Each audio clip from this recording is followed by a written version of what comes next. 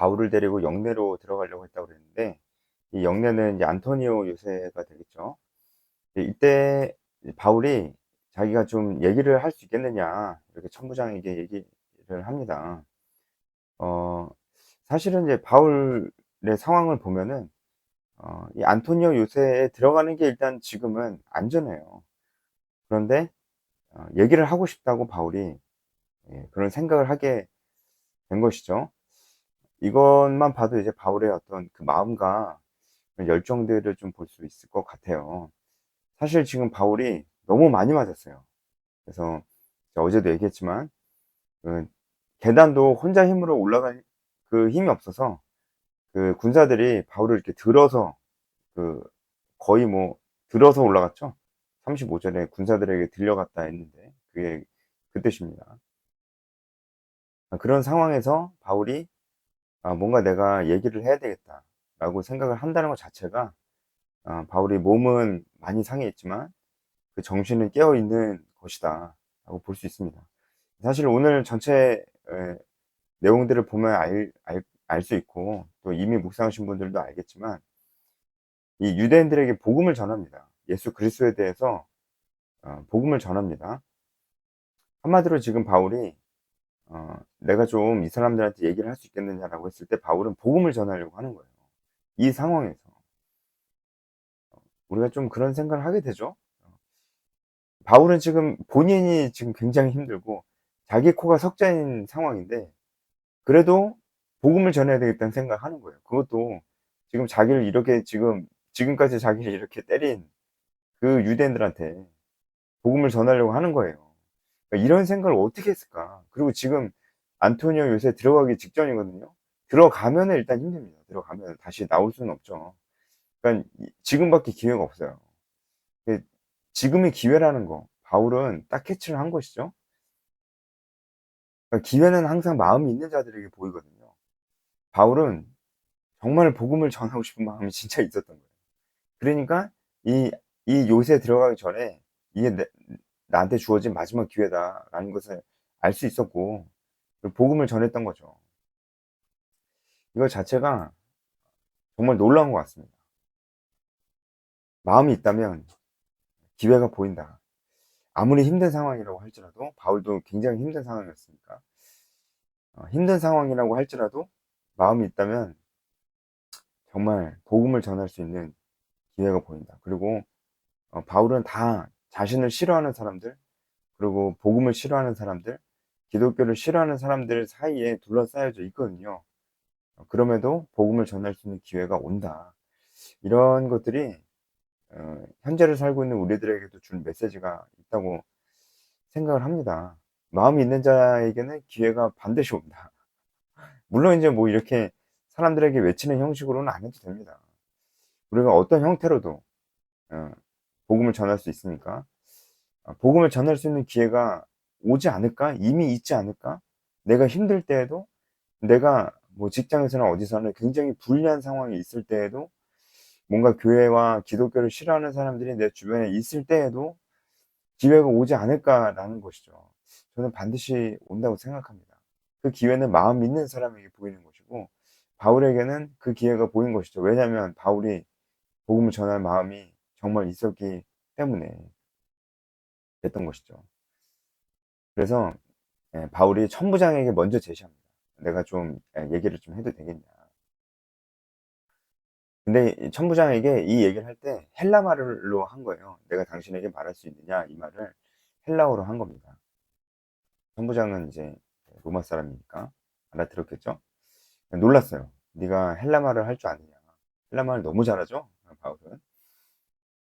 굉장히 놀랐습니다. 어, 하면서 38절부터 이 천부장이 자신이 좀 오해하고 있었던 사실에 대해서 얘기를 하는데, 바로 앞부분에도 좀 나왔었던 그 어떤 애굽인에 관한 일입니다. 이 애굽인은 폭동을 일으킨 적이 있고요. 자객 4천 명을 거느리고 광야로 갔었던 일이 있었습니다. 어, 한마디로 천부장은 바울이 바로 그 사람이지 않을까라는 생각으로 일단 지금 체포를 한 것이죠. 이 일이 실제로 역사 가운데도 실제로 있었고, 고대 역사 가운데서도 실제로 있었던 일입니다. 이 사람은 애굽인인데, 어, 자기를 선지자 혹은 메시아로 이렇게 부르면서 로마의 압제로부터 유대를 구해낼 수 있고 구해낼 것이라고 하면서 사람들을 선동하고 모았어요. 그래서 이 애굽인이 자신을 따르는 사람들을 데리고 감람산에 올라갔습니다. 올라가서 감람산 예루살렘에 있죠. 올라가서 이제 어 하여튼 막 이제 사람들을 선동하고 막 그렇게 하면서 예루살렘 성벽이 이제 무너질 것이다. 그리고 로마의 압제로부터 벗어날 수 있을 것이다. 라고 이렇게 얘기를 했던 것이죠. 굉장히 많은 사람들이 모였던 것 같아요. 이제, 어떤 사람이 사람들을, 감람산에 모아서 막 그런 얘기를 하고 있다는 소식이 로마의 귀에 들렸고, 그래서 이때 총독이 벨릭스였는데, 이 벨릭스가 군대를 파견해서, 이 모임을 다 흩었습니다. 많은 사람들이 처형당하거나 투옥됐습니다. 로마는 다른 건 몰라도 이런 폭동이나 소요 사태에 대해서는 굉장히 강경하게 진압했어요. 많은 사람들이 이제 죽었어요. 근데 이 애굽인은 남아있는 사람들을 데리고 광야로 갔습니다. 그 남아있는 사람들이 4천 명이었던 것 같아요. 4천 명. 남아있는 사람들이 4천 명이니까 이 애굽인을 따르던 사람들이 굉장히 많았겠죠. 그리고 이 남은 4천 명은 자객이었던 것 같습니다. 이 자객은 시카라이라고 부르기도 합니다. 이 자객이란 말이 이 헬라어가 시카라이예요. 시카라이. 이들이 항상 가슴속에 칼을 품고 다녔거든요. 그 칼을 시카라고 합니다. 시카. 그래서 이 사람들을 시카라이라고 하는 거고요.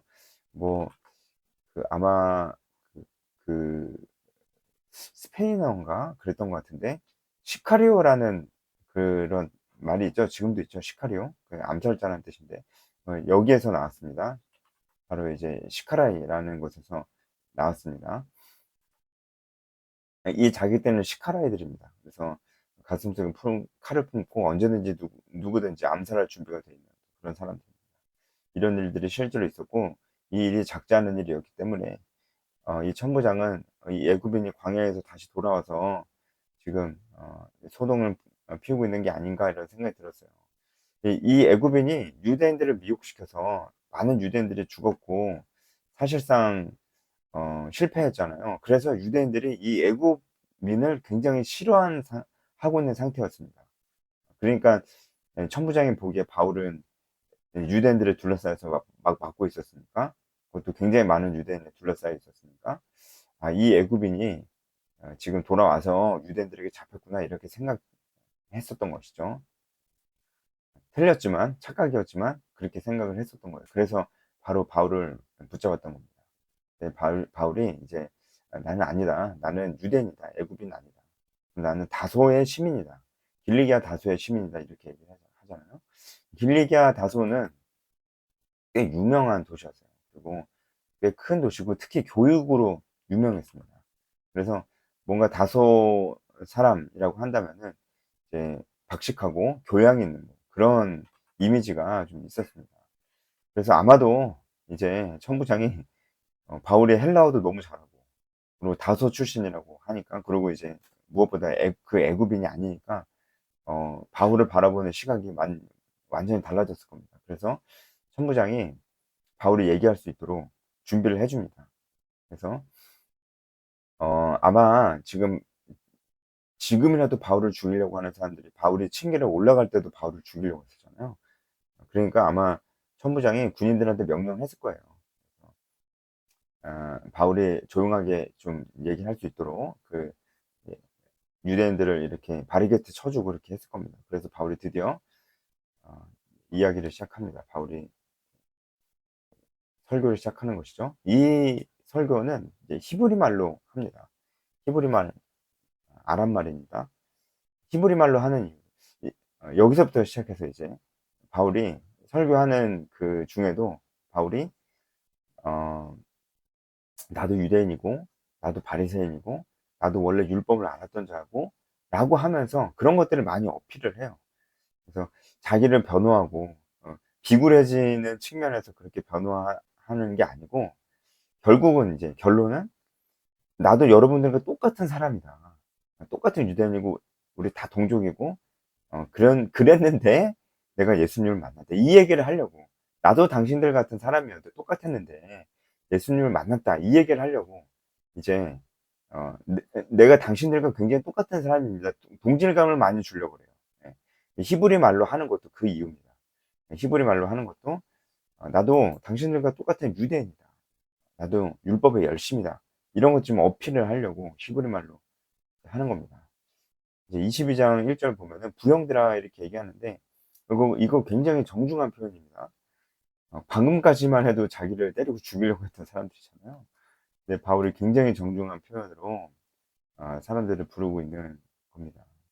선생님들 뭐 이렇게 이런 뉘앙스라고도 좀 볼 수가 있겠네요.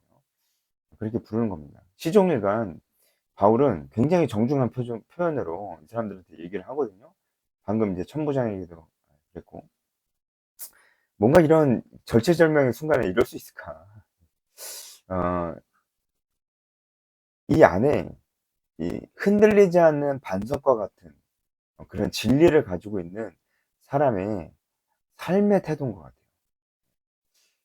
이 안에 정말 흔들리지 않는 확신이 있으면 진짜 말 그대로 이 위기의 순간에도 흔들리지 않는다. 바울이 확실히 그런 모습을 보여주고 있는 거예요. 지금 자기를 다 죽이려고 하지만 바울은 이 안에는 예수 그리스도에 대한 이 확신이 너무나 분명한 것이죠. 그러니까 전혀 요동할 필요도 없고 사람들에게도 굉장히 정중한 표현으로 부형들아 이렇게 얘기를 하는 겁니다. 계속해서 히브리 말로 얘기를 합니다. 사람들이 다 조용해졌죠. 히브리 말을 하니까 조용해진 겁니다. 음, 어, 바울이 자기 출생에 대해서 얘기합니다. 길리기아 다소에서 났고 가말리엘의 문화에서 자기가 배웠다 이렇게 얘기를 하죠. 가말리엘이 나오는데 일단은 가말리엘은 굉장히 유명한 랍비였습니다. 어, 유대인들이 수여한 최고의 명칭이 있습니다. 랍비에게 수여하는 최고의 명칭이 라반이라고 하는데 이 라반으로 불리는 랍비가 7명이었는데 그 7명의 랍비 중에 한 명이었습니다. 가말리엘은 정말 전설과도 같은 랍비죠. 이 가말리엘에게 내가 배웠다. 이렇게 얘기를 하고 있는 겁니다. 문하에서라고 하는 뜻은 그 발 앞에서, 그 발 옆에서라는 그런 뜻입니다. 굉장히 겸손한 표현이죠. 가말리엘의 발 앞에서 내가 배웠다. 이런 뜻입니다. 그러니까 가말리엘에게 배운 것만도 이제 굉장히 대단한데 내가 겸손한 마음으로 배웠다라는 뜻이고, 그것도 단순히 겸손한 자세만 얘기해 주는 게 아니고 가말리엘의 제자였다라는 것을 얘기해 줍니다. 아주 가말리엘에게 제대로 배웠다는 것을 얘기하고 있는 것이죠. 이 얘기도 바울이 나도 율법을 굉장히 잘 알고 존중하고 중요하게 여기는 여러분들과 같은 사람이다라는 얘기하려고 하는 것입니다. 그래서 계속 얘기하죠. 우리 조상들의 율법에 엄한 교훈을 받았다. 너희 모든 사람처럼 하나님께 대해 열심히 있는 자다. 그래서 열심히 있는 자다라는 이 뜻은 헬라어로 열심히 불타는 자. 이게 굉장히 강한 의미입니다. 그래서 내가 그리스도인들을 맨 처음에는 죽이러 돌아다녔던 사람이다라고 하면서 우리가 잘 알고 있는 이야기를 시작하게 됩니다. 다메섹에 가던 그 길에서 예수님을 만났던 그 일을 하는 것이죠. 5절에 보면 다메섹에 그리스도인들을 잡으러 내가 갔었다라는 것에 대해서 대제사장과 장로들이 증인이다라고 하는데 이게 맞는 말입니다. 왜냐하면 공문을 가지고 다메섹에 가고 있는 길이었다고 하잖아요. 이 공문을 공적으로 인정해 준 사람이 대제사장이에요. 근데 아마 대제사장의 도장이 찍혀 있을 겁니다. 그래서 그들이 내 증인이다라고 하는 것이죠. 그만큼 나는 율법에 열심이어서 그리스도인들을 죽이려고 하는 사람이었다라는 걸 얘기하는 거죠. 뭐 당신들과 비슷하다 이런 얘기입니다. 다 그런 얘기입니다. 그러다가 어, 예루살렘을 끌어다가 형벌받게 하려고 그렇게 갔습니다. 거죠. 제가 깜빡하고 얘기 안 한 게 있는데 3절에 바울이 자신의 출생에 대해서 얘기하면서 길리기아 다소에서 낳고 이 성에서 자랐다 라고 되는데, 이게 헬라어로 조금 더 정확하게 번역하면 이렇습니다. 다소에서 태어났고 그런데 이 성에서 자랐다라는 겁니다. 태어난 건 다소지만 그런데 이 성 예루살렘에서 자랐다는 걸 얘기하고 있습니다. 실제로 이제 바울은 아마 청소년기 시절 때 예루살렘으로 와서 가말리엘에게 배웠다고 좀 보여지고 있습니다. 그러니까 예루살렘에서 자라났고 배웠다라는 걸 얘기해야죠. 지금 여기 예루살렘이고, 어, 예루살렘은 유대인의 정신적인 수도니까 그만큼 자기가 유대인 중에 유대인이라는 것을 어필을 하는 거죠. 다시 담에색 이야기로 와서 이 부분은 여러분들이 잘 알고 있는 것이어서 설명할 게 많지는 않습니다. 다메섹에 가는 길에 오정쯤 되어서 큰 빛이 나를 둘러 비쳤다 이렇게 얘기합니다. 이 빛이 오정쯤에 되어서 비쳤다. 그러니까 정오에 햇빛이 가장 찬란할 때 또 다른 빛이 비쳤다라는 것이죠. 이때가 정오다라는 것을 얘기하는 이유는 바울이 햇빛을 착각한 거 아니냐 이런 오해를 불식시키기 위해서죠. 햇빛이 이미 찬란했어요. 그런데 또 다른 빛이 그 햇빛보다 더 크다는 게 인식이 될 만큼 더 큰 빛이 나를 둘러쌌다라는 것을 얘기하는 거니까 이것은 착각한 게 아니다. 내가 땅에 엎드러져 그 소리를 들었다. 사울아 사울아 하는 얘기를 들었다.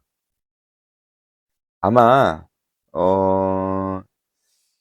그 구절을 보면은 바울과 함께 있었던 사람들은 이 빛은 본 것은 맞는데 이 소리는 못 들었다 이렇게 얘기합니다. 근데 못 들었다라고 하는 게 이해를 못 했다라는 뜻이거든요. 아마 뭔가 소리는 들었을 거예요. 그런데 그게 이제 무슨 소리인지는 이해를 못 했다라는 그런 뜻으로도 볼 수 있습니다. 그러니까 빛도 비쳤고 뭔가 소리도 들렸는데 같이 있던 사람들이 이게 목소리인지 뭐 완전 이해를 못 했다는 거예요. 이걸 봐도 좀 우리가 그런 생각이 좀 들더라고요. 그렇죠? 어떤 사람들은 복음을 들어요. 그리고 심지어 교회도 예전에 다녀본 적이 있습니다. 그런데 전혀 믿음이 생기질 않아요. 그런데 똑같은 얘기를 듣고 심지어 정말 더 간단하게 복음에 대해서 듣는데도 어떤 사람들은 이 복음에 반응을 하고 예수님 영접합니다. 똑같은 빛을 받고 똑같은 소리를 들었는데 바울은 그것을 듣고 아마 그 자리에서 바로 예수님을 만난 것 같아요. 바울이 주여라고 이렇게 얘기하는 걸 봤을 때도 그런 것 같습니다. 그런데 그 자리에 똑같이 있었고 똑같은 소리를 들었는데 그 사람들에게 이건 아무 의미 없는 소리였어요. 지금도 그렇죠. 어떤 이들에게는 이 성경의 말씀들이 아무 의미가 없는 거죠. 그냥 종교 중에 하나일 뿐인 거죠. 하지만 성령께서 역사하시면은 이 소리는 어, 다메섹에 가는 사울을 이 사도 바울로 만들어 놓는 엄청난 인생의 A와 BC가 갈리게 되는 그런 소리가 되는 것입니다. 복음의 소리가 누군가를 그렇게 바꿔놓는 것이죠. 바울도 그렇게 바뀌었습니다. 10절 내가 이르되 주님 무엇을 하리까? 바로 주님이라고 하죠. 8절부터 그렇게 얘기했는데 다메섹에 들어가라 이렇게 말씀하시고 나는 그 빛의 광채로 말미암아 볼 수 없게 되었다. 아마 그 빛이 사라지자마자 볼 수 없게 되었어요. 그래서 아나니아가 등장하고 아나니아도 율법에 경건한 사람이었다. 유대인들에게 칭찬듣는 사람이었다라고 소개를 하잖아요.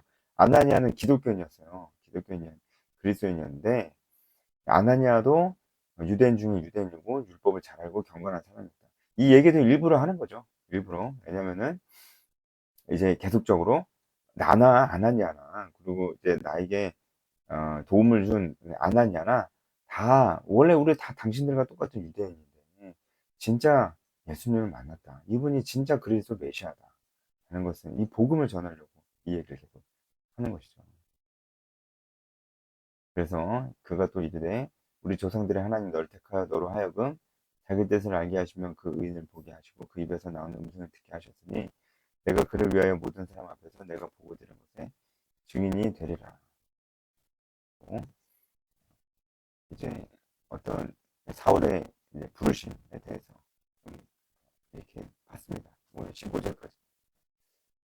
복음에 대한 열정, 언제나 바울을 볼 때마다 느껴지는데, 기회가 없는 상황인 것 같고, 뭐, 내 코가 석자고, 이제, 내 삶을 챙기기도 힘든 그런 상황일 때, 우리는 더 그렇게 생각하는데, 무슨 복음을 전하냐, 지금 내가 힘들어 죽겠는데. 이렇게 생각하기 쉬운데, 바울을 보면은 그건 아닌 것 같아요. 복음을 전할 기회가 있다. 그리고 우리는 그렇게 살아야 되는 사람들이다. 우리도 바울처럼 예수 그리스도를 인해서 인생이 바뀐 사람들이기 때문에 우리도 정말 이 복음의 기쁜 소식을 전해야 되는 사람들이다. 삶으로, 입술로 전해야 되는 사람들이다. 라는 것을 생각하면서 오늘 해설 마치도록 하겠습니다.